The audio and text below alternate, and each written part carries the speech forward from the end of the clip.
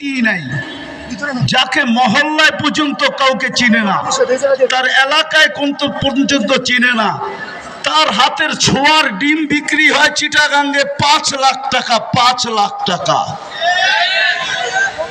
মনে হয় বুঝাইতে পারি নাই, মনে হয় বুঝাইতে পারি নাই। কি বুঝছেন?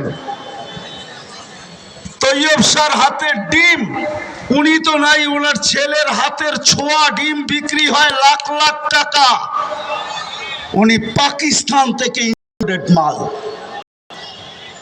একটা আপেল বিক্রি লাখ টাকা। বিশ্বাস হয় না? মনে হয় হয় না? না হয় না। আমার গভীর জিনিস আপনারা জানেন না, শুধু জানেন। পানিতে ফু দিলে গ্লাস বোতল বিক্রি হয় লাখ টাকা, লাখ টাকা। অথচ যাকে নিজের মহল্লায় চিনে না, যার জীবনে পারি নাই আমরা শুধু চিৎকার দিতে পারছি, আমরা শুধু মাঠ গরম করতে পারছি।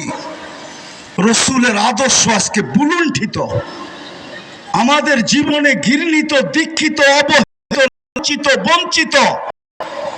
রসুল আদর্শ প্রতিষ্ঠার জন্য, মানুষের জীবনে প্রতিফলিত করার জন্য আমরা রাগ হয় না। আমি